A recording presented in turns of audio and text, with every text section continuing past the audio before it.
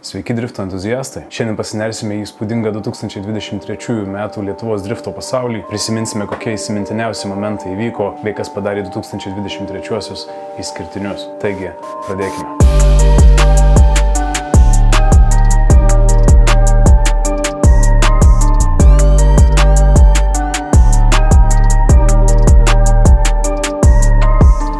Metai prasidėjo pirmuoju Driftas LT gimtadieniu, kuriame netruko šypsenų, juoko, gerų emocijų bei atvirų pokalbių. Tuo tarpu lietuviai užsienyje nesnaudžia ir Romano čempionato pirmame bei antrame etapuose patenkame į intensyvę varžybų atmosferą kartu su Benediktu Čirba ir Andrium Vasiliausku.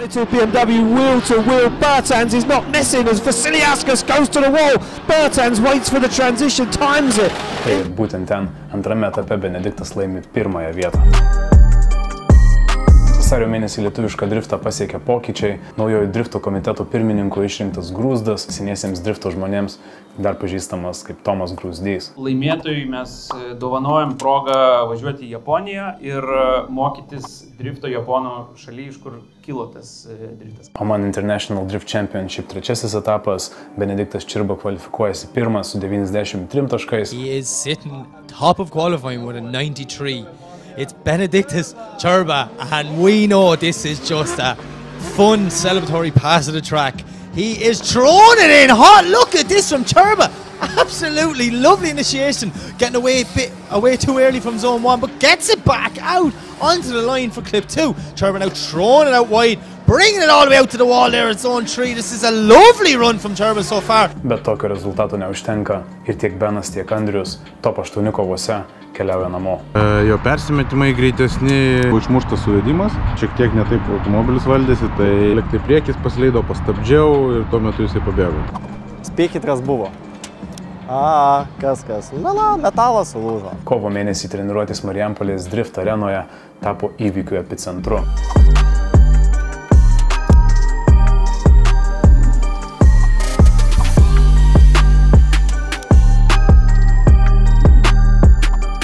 Taip pat sužinome apie ateinančius įvykius, paskelbiamas Lietuvos drifto čempionato kalendorius bei Drift Masters dalyvių sąrašas, kuriame matome vieną lietuvį ir tai, žinoma, Benediktas Čirba.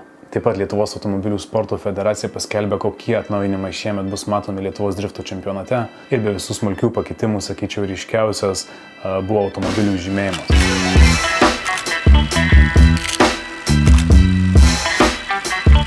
Balandį jau turim kiek aktyvesnį Drift League Great Britain. Pirmajame Britų etape lietuvis Nerijus Volikevičius užima 3-ąją vietą. Tuo tarpu Lietuvoje komanda Elephant Drift Team praplečia savo gretas ir pristato net 4 naujus narius. Na ir žinoma, koks pavasaris be sezono atidarymo Drift Matsuri.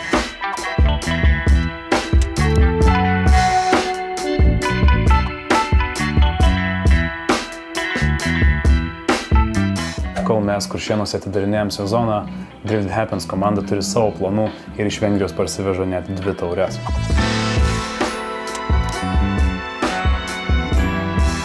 Gegužę pasitinkam turbūt didžiausią komandą Lietuvos istorijoje. IRT padaro savo komandos pristatymą. Į komandą prisijungia gerai žinomi veidai, tokie kaip Kęstutis Petronis, Aurimas Vaškelis ir broliukas iš Latvijos Mykolas Bertans.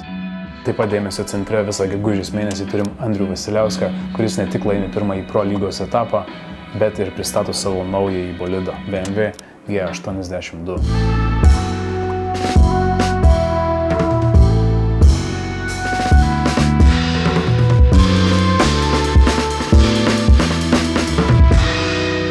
Birželį švenčiam istorinį momentą su Baltic Sim Drift Queen Cup.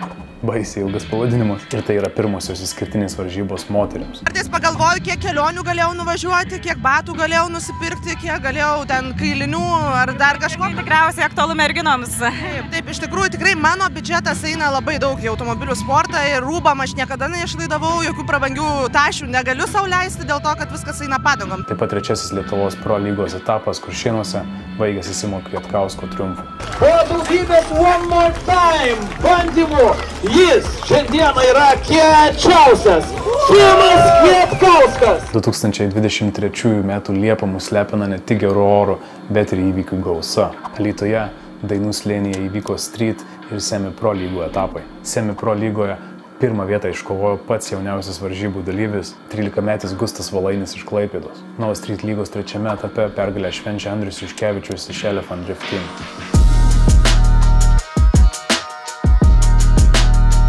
Drift Kings čempionato etape Vengrijoje Lietuvos garbę gynė net 5 pilotai. Visi lietuviai sėkmingai įveikė kvalifikacijos barjerą ir pateko į tolimesnes kovas. Moterų klasėje pirmą vietą laimėjo Deimantė Radzevičiūtė, na, o pagrindinėse kovose antroje vietoje liko Gediminas Levickas.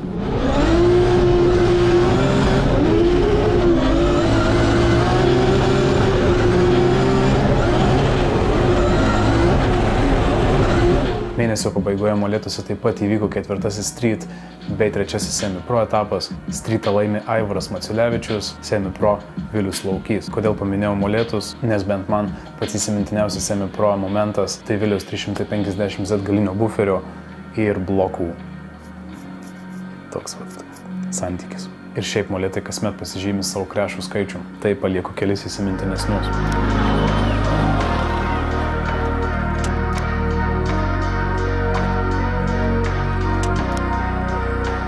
Rugpjūtis mums atnešė Benedikto Čirbos didelius pasiekimus užsienio varžybose, surinkęs įspūdingus 98 taškus kvalifikacijoje. Benediktas tampa vieninteliu lietuviu užsienio varžybose, gavusiu tokį aukštą balą.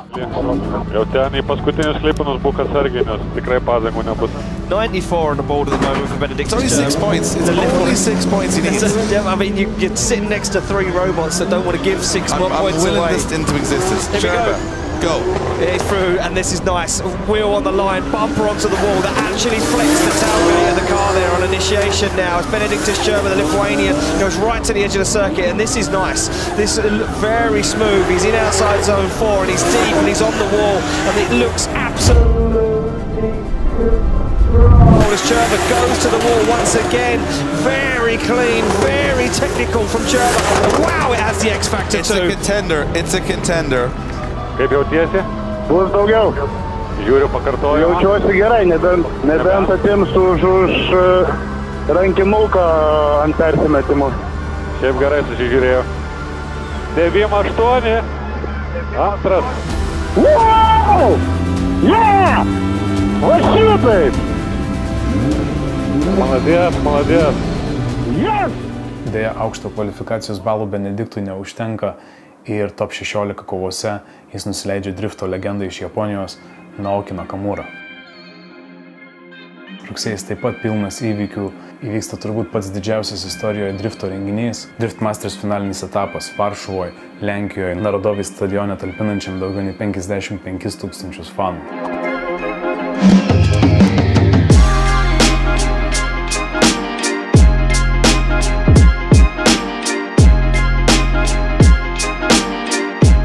Čempionatą laimė airis Conor Shanahan. Na ir kaip visada, rugsėjį turim sezono uždarimą Drift Matsuri, į kurį atskrenda Formula Drift žvaigždė lietuvis Odi Bačkis.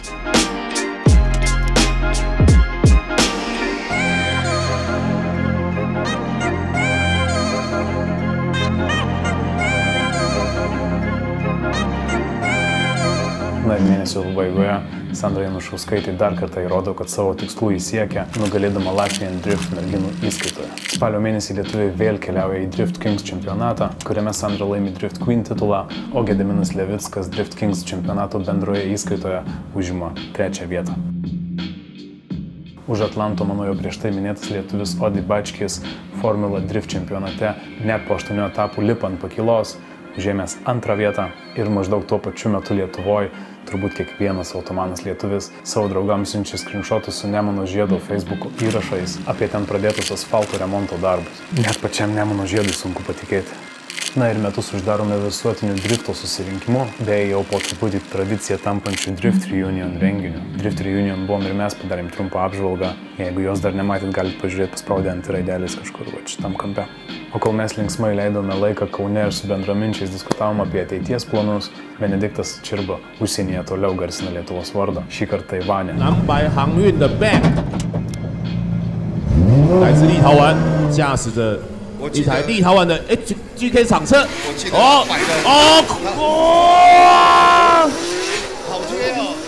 Iš Taivan D1 drifto varžybų vykusių visą savaitgalį lietuvis parsiveža 1. vietos taurę. ir COVID-ą.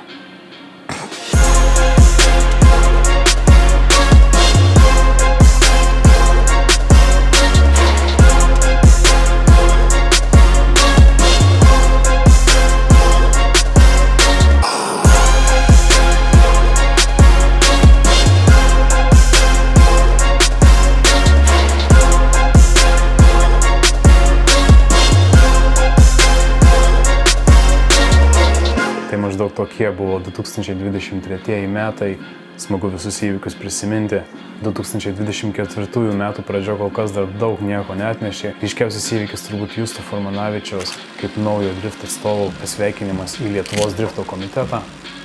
Ir kol dauguma sportininkų laukia, kol sugrįš šiltesni orai ir prasidės treniruotės, savo įgūdžius jie gali pademonstruoti virtualioje erdvėje. Taigi sausį įvyko net 2 virtualaus Lietuvos drifto čempionato etapai, po kurių pirmoje vietoje įsitvirtinęs yra Tomas Butonis. Sekti naujienas bei stebėti varžybų transliacijas galite jų Instagram paskyroje, taip pat jie randami ir Discord'e. Jei įdomu, žiūrėkit, pasižiūrėkit. Na, o dabar prisiminkim 3 pačius rimčiausius praėjusių metų krešus.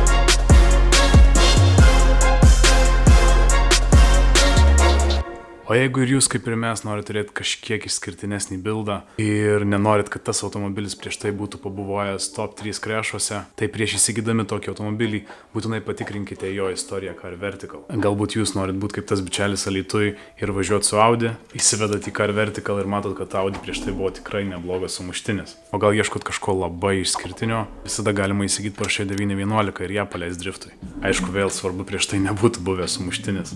Na ir pavyzdžiui, atsukta rida. Tikrinkit automobilių istoriją su Car Vertical, taupykit savo laiką ir pinigus pasinaudodami nuolaidos kodu BUILDMEUP.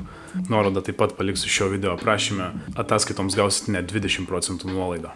Tai dar kartą ačiū šio video rėmėjams Car Vertical ir nepamirškit, kad kiekvienas automobilis turi savo istoriją. Pradedant patirtom žalom, ridos klastojimais, baigiant vagysčių įrašais ar nuotraukomis iš aukcionų. Ačiū. Tokie nuostabus buvo 2023 metai Lietuvos drifte, nuo įtemptų varžybų iki įsimintinų pasiekimų. Pats driftas dabar stipresnis nei bet kada anksčiau. Jei jums patiko ši trumpa metų apžvalga, nepamirškit paspausti patiko, užsiprenumeruoti kanalą ir įsijungti varpelį. Tokiu būdu nepraleisit tokių sezono ar renginių apžvalgų.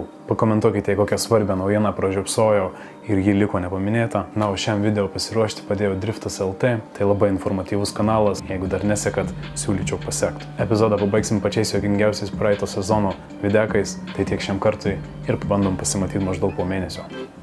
Ate. Ui! El drifto! Važiavom kokią 8, sugalvojom padriftinti. Bych! O kam spaus, kam daužyti? Tai kas tau atsitiko? Žiūrėk, tas atsitiko, sparnas sumustytas. Nu tai... Pavilnėjau tą mašiną. Kam spaus, ko zaipišė?